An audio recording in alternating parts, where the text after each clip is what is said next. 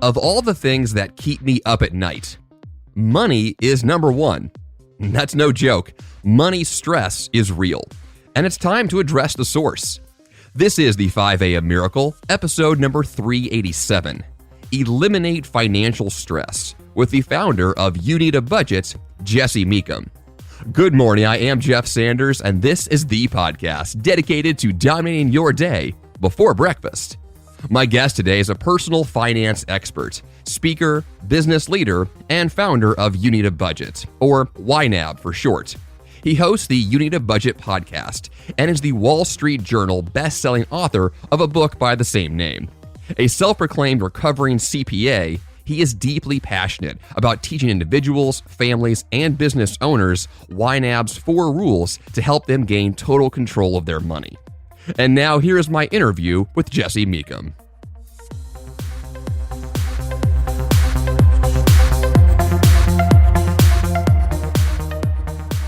So let's begin today with just a quick story of the origin, I guess, of YNAB Budget, of YNAB. I want to kind of hear the basics around where this came from and how it began for you as kind of, I guess, your premier career now.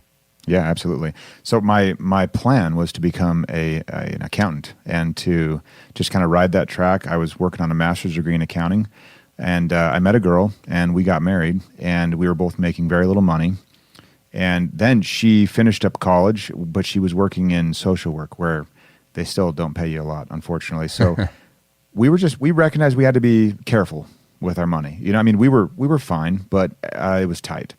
And so I built just a little spreadsheet for me and Julie, my wife, for us to just watch our pennies. And it worked pretty well until we decided we'd have a baby. And the two big things that we were not going to negotiate on. We wanted Julie to be able to quit her low-paying job and just focus on this baby.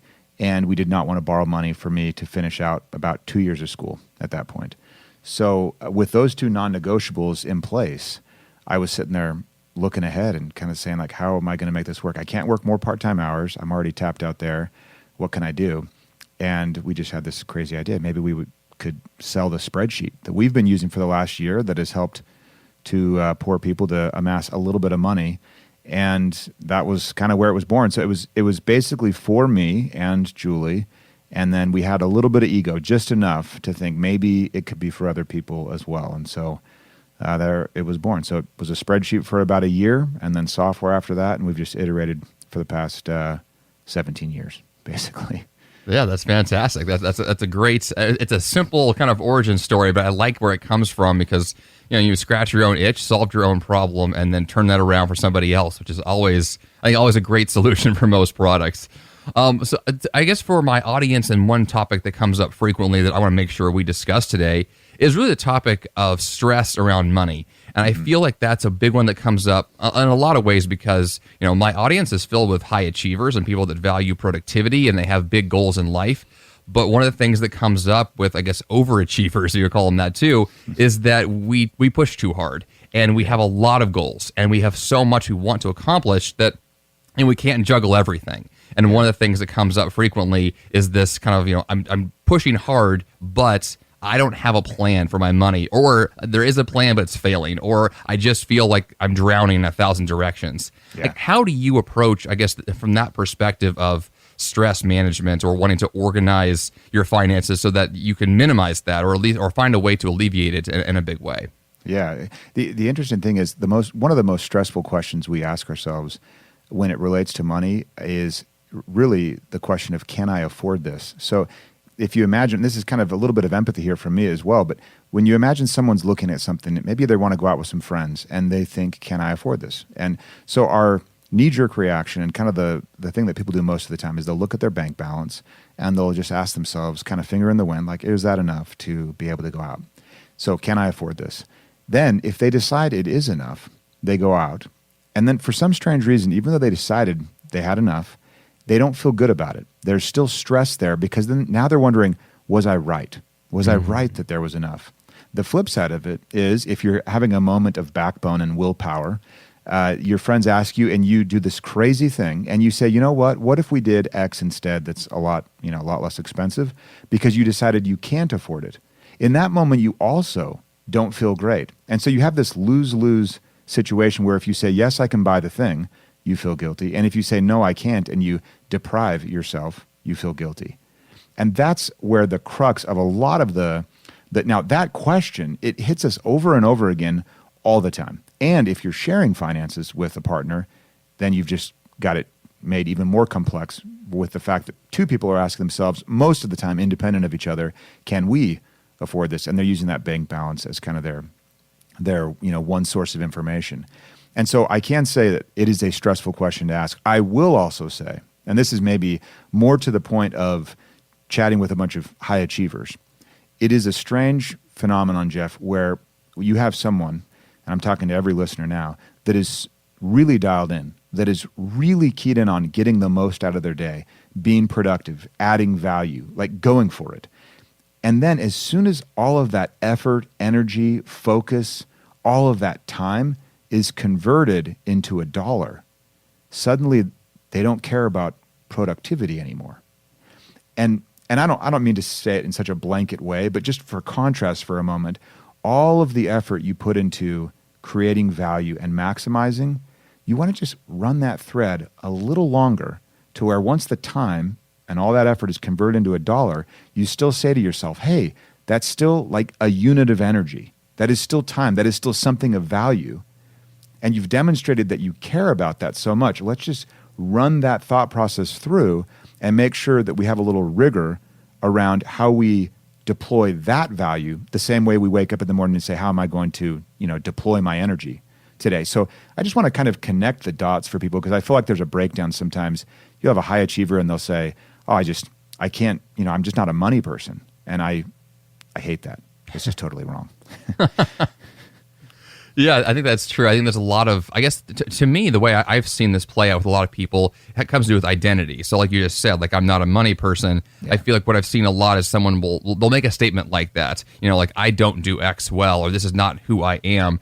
And what I have seen for myself, and I know this has been true for a lot of people I've worked with, is that we can change, we can evolve, we can become a new kind of person. And for me, finances has been very much a skill set. Like I can learn new things, I can explore new arenas, and then because of that, then all of a sudden things become possible. Like how do you approach someone who says in that statement, like I'm not a money person? Where does someone begin to become a money person so that those stressors don't seem nearly as intense?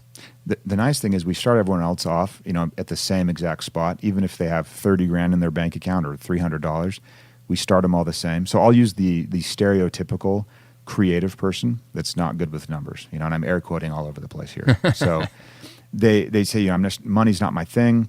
And what we do is we kind of get lined up with them and we say, okay, you're a creative person. Well, let's be creative here. Let's create a system that will work for you. Like you're a skilled designer. Let's begin designing. But the first question we always ask is it's the same everywhere. We say, okay, how much money do you have on hand right now? And that's an easy number. Everyone knows that number because you're used to looking at your bank account on your phone. So then they get that number, say it's $1,000. Then you just ask one question. You say, what does this money need to do before I'm paid again? You're not asking, can I afford something that's already staring you in the face? You have just the money and you're saying, what does it need to do? It's the equivalent of sitting at the front of your day or the beginning of a week and saying, okay, what needs to happen this week? What am I going to do? You're being proactive. You're setting a plan in place, not rigid, because rigid budgets break, but this idea of proactively deciding, here's what my money will do. And at YNAB, this is rule 1. We say, give every dollar a job. And in that moment, that's where people start to feel control. And whether they're creative or not, or an accountant, it doesn't matter. They're getting control and they're proactively deciding what their money will do instead of have everything just come at them where they're stressing and where they're having to react, where they're maybe emotionally drained. It's the end of the day. Willpower is at its low for the day. Any number of things that are going against you, we've already set the plan in place. And then it's just a matter of sticking with it. When new money comes in, you just repeat the exercise. What does this money need to do before I'm paid again? That's rule 1. And there are a few more rules, but the essence of the whole idea is you get ahead of the demands on your money and you start to dictate what it will do beforehand.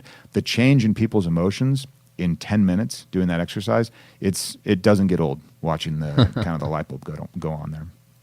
Yeah. Are you familiar with David Allen's work with getting things done? Oh, absolutely. I love that stuff. Yeah, I feel like what he discusses with this idea of getting things out of your head and onto paper, and you create lists and you have these systems for everything. One of the cores of his system is that because you get these things out of your head and into a system, you can stop thinking about these things all the time. You can stop to worry. And I feel like money is so similar. What you just mentioned here, this idea of a proactive plan and giving every dollar a job, really says that once these things are out of my head and they're into a system and I know where the money's going, then I can stop freaking out. I can stop the worry because there is a system that I've already built that at the very least will get me through, the next few weeks, and we can reassess from there. I feel like that feels like a big first step. Yeah, absolutely. And you are always reassessing. One thing that's interesting, if you were to draw a corollary with getting things done, is this idea of projects that pop up where it's not just a one and done, but it's kind of a bigger thing. And Alan will say, well, we need to start breaking that up, and then you know what your next steps are, and you got clarity. We're focusing on clarity in the same way for money. Our second rule, we call it embracing your true expenses. But if you were to draw that, you'd say, well, that's just a project. What we're doing is we're saying, well, Christmas is a project. It's bigger. It's bigger than just your monthly cell phone bill. So let's look far ahead down the line, down the calendar year, and let's say, okay, I want to spend, easy math, $1,200 on Christmas. And if you have 12 months to prepare, then you would say, well, I have a monthly Christmas bill, essentially, of $100 each month. The beauty of it is, and this is the exact same with Alan's system or any other well thought out time management system or to-do system. What happens is now when I've got some friends that just sent me a group text and like, hey, do you all want to go to sushi? Now I'm sitting there saying, well, I do want to go to sushi, and I also want to fund Christmas. And it's not that they're mutually exclusive necessarily, but it's just that we now get to have the information we need on hand. So instead of a bank balance that only tells you, here's what's in your bank balance, now we have a bank balance that's broken down into jobs. And it's like restaurants, eating out, fun with friends, whatever category you want. I like woodworking, so I might have a little set aside to like buy the next new tool because you always need a new tool, or like the Christmas fund or property taxes or a vacation. You're comparing your current needs and your future needs, and you're weighing them both at the same time. It's like you have a future version of you, and you're both deciding. And the future you's like, hey man, I'm going to need money for the tow truck when the car tire blows out, so throw me a little, And so that idea of looking ahead, breaking up those large, less frequent expenses, and then considering those broken up expenses along with your current normal monthly, the stuff we track on our head kind of expenses. You do that, and now you're making really, really good decisions. Then you can go to sushi and have fun and not feel bad about it. Or you can decide not to go to sushi and do something cheaper and feel good about the decision. It's a great place to be. I can't imagine keeping it all in my head, Julie keeping it all in her head, and us somehow still making good decisions on where things should go.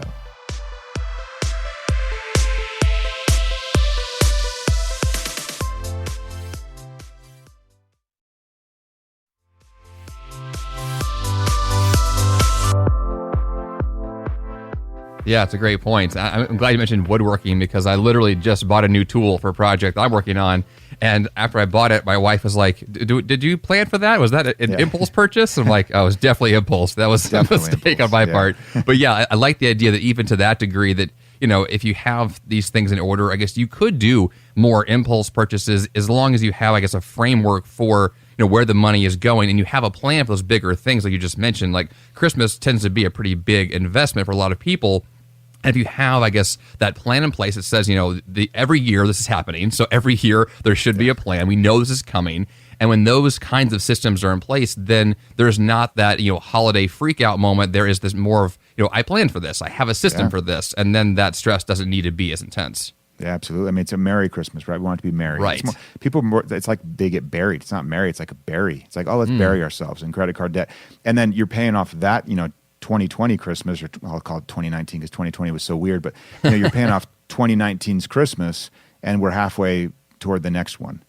We just got to kind of flip it around. It's amazing what happens when people start to just decide and have a trusted system that they can look at and say, okay, I know what I need to do here. People actually make really good decisions in that regard. It's not there's not a right and a wrong. There, not everyone wants to buy their next woodworking thing, and that's totally okay. We never would say don't spend money there. We're just saying, hey, get clear on what you care about, and then make sure that your money lines up right behind that with full force, full intention, and make things happen that way. It's a great place to be. I will say though, people get really excited about rule 1 and 2, but the third rule, we call it rolling with the punches, is essentially the same thing you would do if you're managing your day, where things don't always go according to plan. And so our third rule is essentially saying change your budget as needed. So if you decided to do one thing, it's like making halftime adjustments. You see how the opponent's playing, and you kind of respond. So we're not talking about setting this plan in stone. We're not talking about deprivation at all. If anything, I'm talking about being able to buy more, feeling less guilty as a result of it.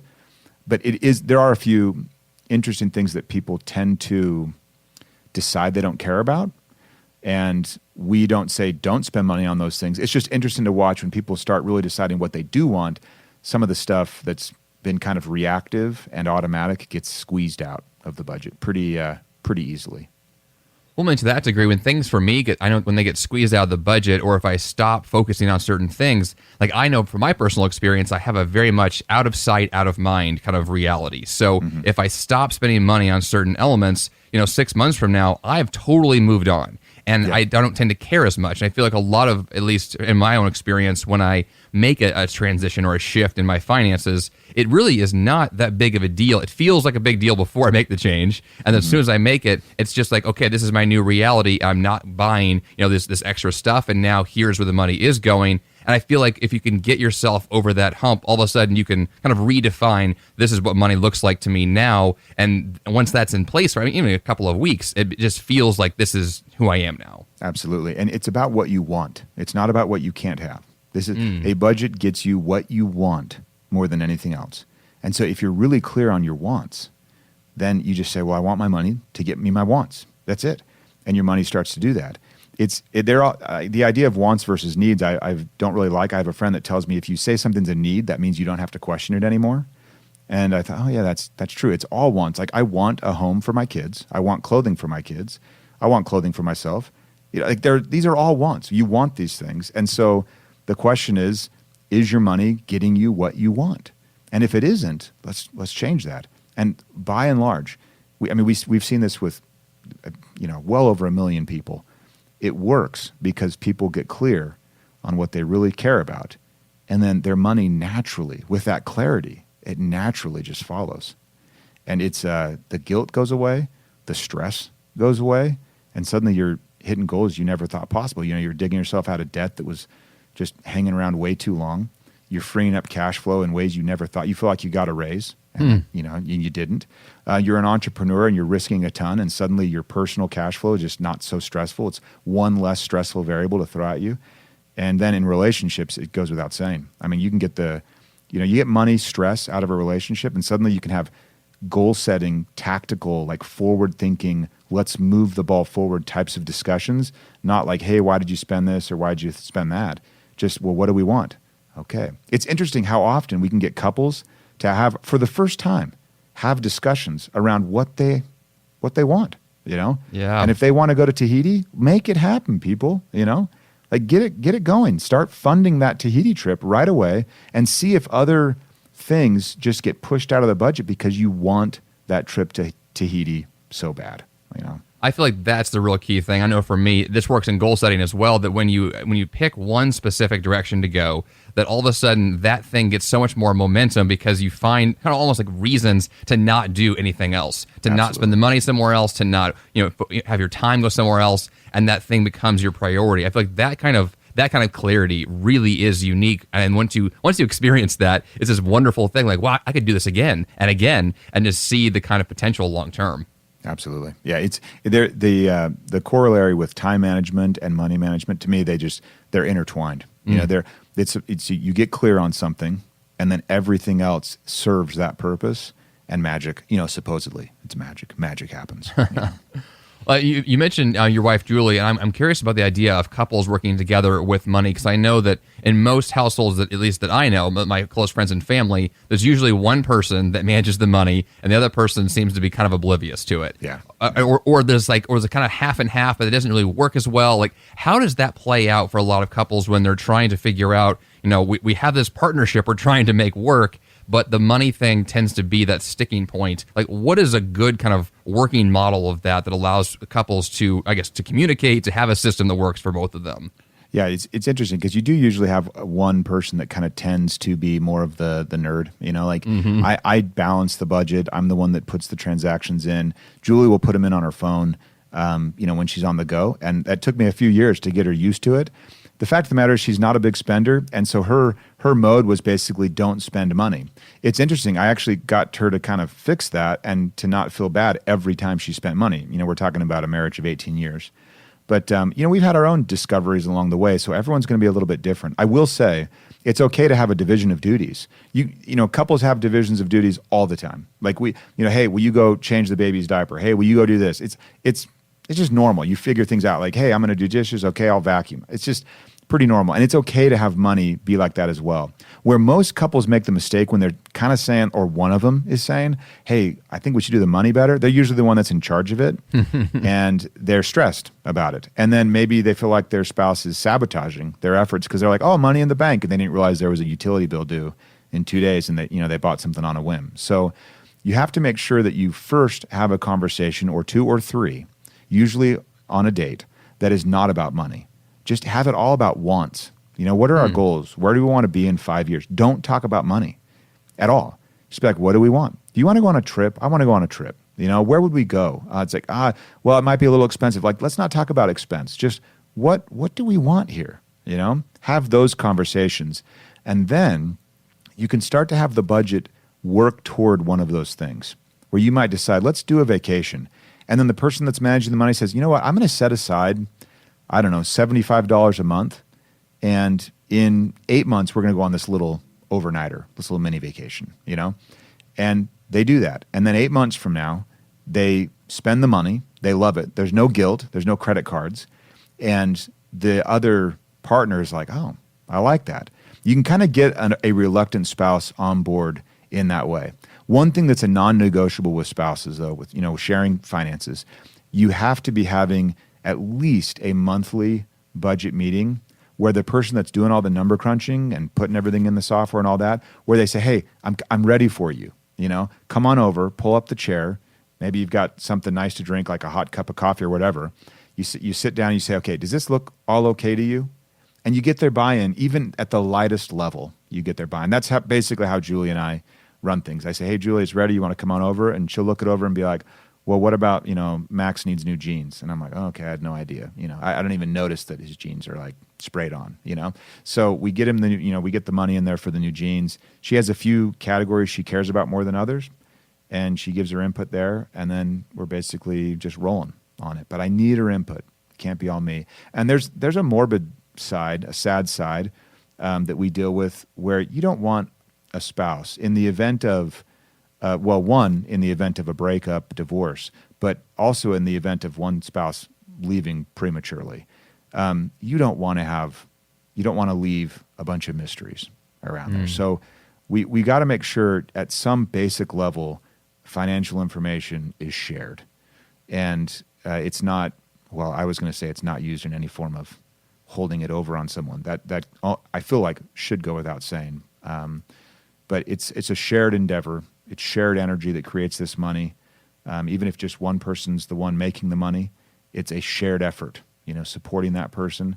And so you want to make sure that information is shared to a degree where if you were suddenly gone for a while, incapacitated for a little while, that things could go on and you wouldn't just add more stress to the spouse left behind trying to figure it all out. So that's a little bit of a dark thought, but I mean, to be frank, we deal with that plenty. And it's sad to see. And it's also a joy to see when you have a spouse that had some forethought and was able to kind of make sure everyone was on the same page the whole time.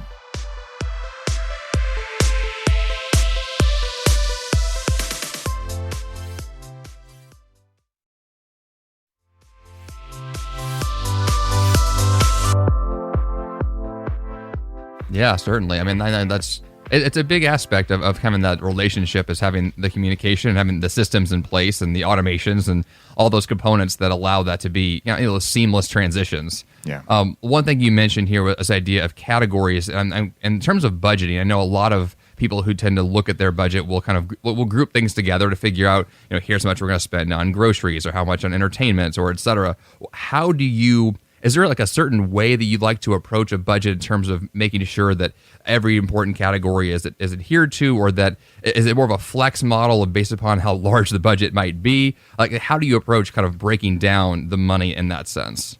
Everyone will set it up differently. I would kind of give everyone the guidance to just go with defaults at first, just so that figuring out the supposedly perfect category structure doesn't become a hindrance to actual progress. So take the defaults for a month or two, and then, I don't know, Google, optimal YNAB category setup, and you'll find countless subreddit threads, about like people's different setups, and you can just peek in there and see. A lot of times people will structure it by kind of like priority of the last things they would give up, And so the first things at the very top, they're the first things to get funded. Some people are saying, I want to make sure I'm always giving something, so that's at the very top. Mortgage is up at the top, things like that. Other people will structure it more based on their pay cycle and when bills are coming due. When they're first getting started, maybe they're still having to kind of time their bills with their paychecks and make sure that's working out well. After a while, you can put everything on autopilot. You don't worry about that. But that's a good way to think about it when you're saying, okay, here's my first paycheck, and here are the categories that paycheck pays for, and then here's my second. So you can go that route. It really, you can set it up however you want. Just don't let it slow you down, on going for that ideal, really. Yeah, that's very true. When it comes to, I guess, with YNAB and other like budgeting softwares people use, like, are there ways to leverage those effectively? Because I know a lot of people who, when they approach banking or financial management, some people like leverage those. Like, I've used Quicken for a long time, and I'm familiar with that setup. But if you're not familiar with like a traditional budgeting setup, like, how do you work in that kind of mental space of saying, this is how I want to see my money? I'm saying this from the perspective of, in the past, I've used software that my brain doesn't like. Like, for some reason, I don't understand it. It doesn't work with me. And I always try to find tools that align to like the way that I want to see my information, if that makes any sense. Yeah, absolutely.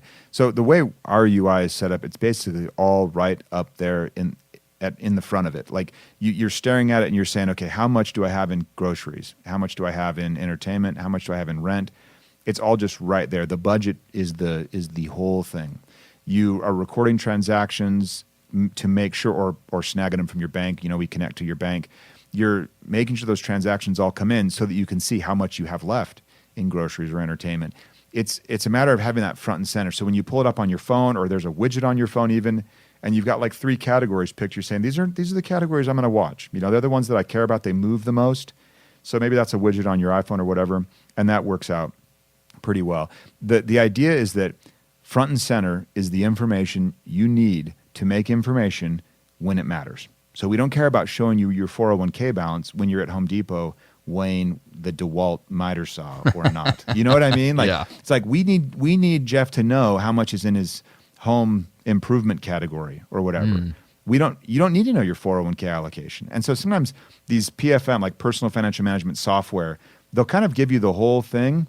And it's important to, 401k is important. That's super important. But in the moment, all that matters is there enough money in this category for this Home Depot purchase, And that's what we're trying to do with our software. If you focus on the ins and outs of your cash flow, it's strange, but the balances tend to take care of themselves, and good things start to happen. You just focus on those ins and those outs, and making sure that your money is lining up and doing what you really care about in the moment when you're making the decision. Not when you're standing in the shower and you get some great idea and you're like, why always in the shower? We want it in the moment where you're saying, should I buy this? And YNAB's like, yes, you should, happily, without stress, without guilt. One of the things that I think people kind of fall into this trap, is probably most people, I would assume, is that we tend to spend as much as we earn. And people find it difficult to spend less than they earn, or find it's difficult to say, like, if I get a raise, I'm going to stay living as if I wasn't getting this raise. Right. Yeah. How does that play out in terms of budgeting to ensure that you don't just continually spend, and that your budget just disappears regardless of your income? Yeah, I mean, there are a couple of things you can do. One is you can just have it come out of your paycheck off the top, just like you'd mentioned earlier, out of sight, out of mind. The other way you can do is you flip it on your head and you can ask yourself what you're buying. And I like to ask people whether they're buying themselves a little bit of freedom. Are you buying a little bit? I'm not saying you need to retire when you're 35 or something. That'd be great. But what are you buying? Well, I'm buying stocks. I'm buying bonds. I'm buying real estate. You're not saving. You're eventually spending for retirement. I will eventually spend all of my money. I won't leave a dime to my kids, maybe. I tell them that all the time. Like, you guys aren't getting anything. There's too many of you. We can't afford it. So Mom and I are just going to one last cruise, and then that's it, So it's in that way you want to, maybe you could flip it on its head and be like, yeah, I'm buying stocks, I'm going to buy a lot of them. That's what you could tell yourself. And then you are spending everything. You're just spending it on stocks and bonds, things that tend to give you a little money back after a while. So that's one way, but automatically taking it off the top is another thing. You don't even have to put it in the budget. If it's pulled out of your check right away, just you take your net check amount, and that is what you deal with, and you spend all of that, and that's totally okay.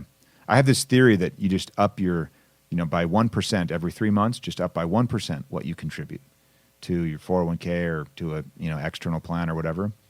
And every quarter, just bump it 1%. You won't even feel it. You haven't felt the expense increases as your lifestyle has inflated. And I'm careful using that phrase because I don't really like it. It has this negative connotation, as if like you move into a better house and that's somehow bad. But the idea of just 1% every quarter, see what happens, and 3 years down the road, you're saving 12% more than you were before. 5 years down the road, you're up to 25% bit by bit. So let's just go in reverse on it, where you slowly or suddenly, ever so slowly, like you can't even feel it, you're spending more money. Let's just bump every quarter 1% of what you send from your paycheck, and you won't even feel it. Just go from there.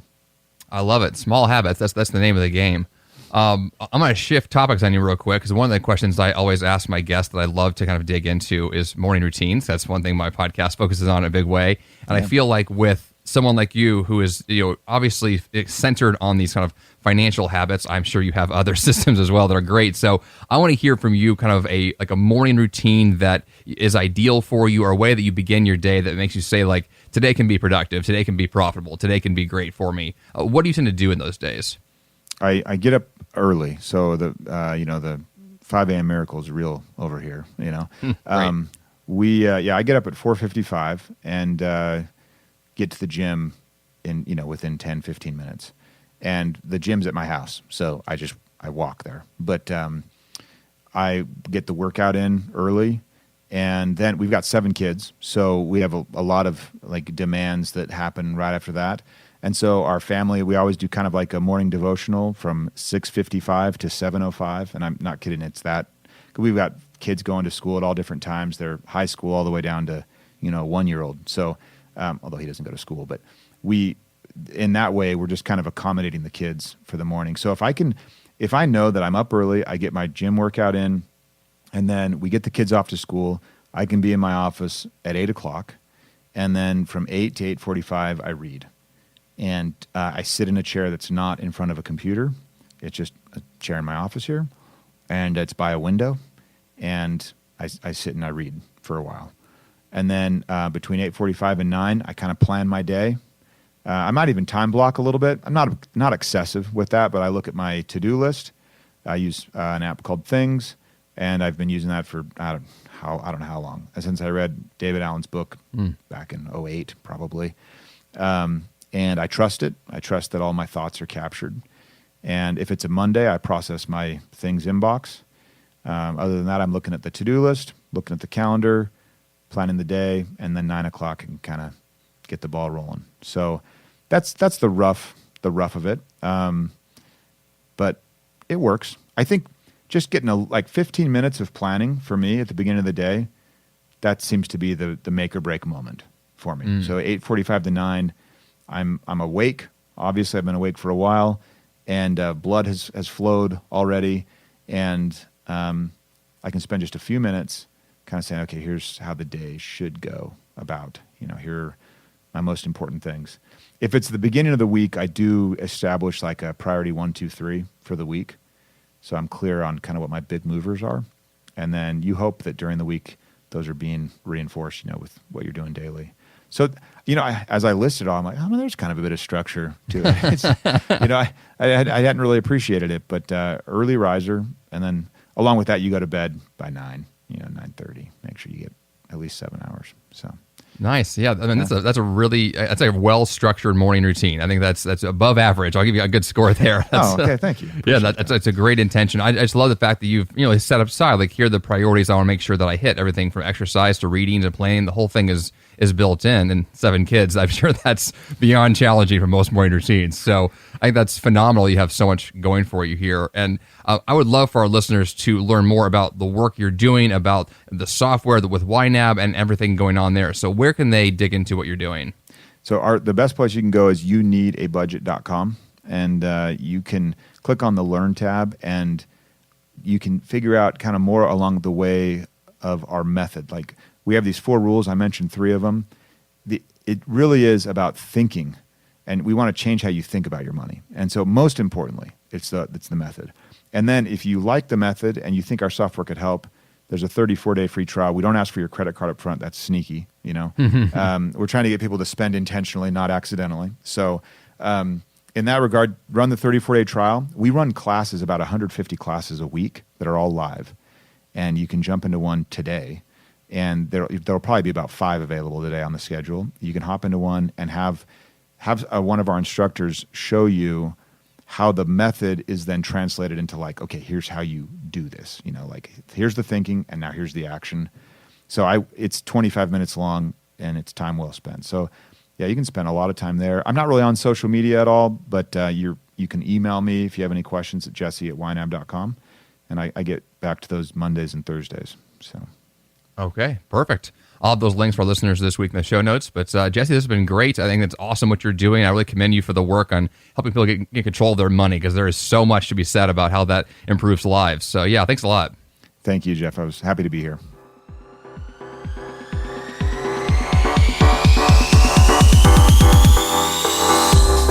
And for the action step this week, I want you to improve your financial IQ. Jesse and his company provide lots of resources to do just that. Begin with his podcast, and then read his book, and then download his software, or whatever order works for you. Just get started, learn more, and apply your new financial knowledge to the core of your stress about money. Nothing defeats fear and stress better than direct action, so take some direct action. His podcast, his book, his software, whatever works for you, just dig in. jeffsanders.com/387 is the show notes page this week. And that's all I've got for you here on the 5 a.m. Miracle Podcast this week. Until next time, you have the power to change your life, and the fun begins bright and early.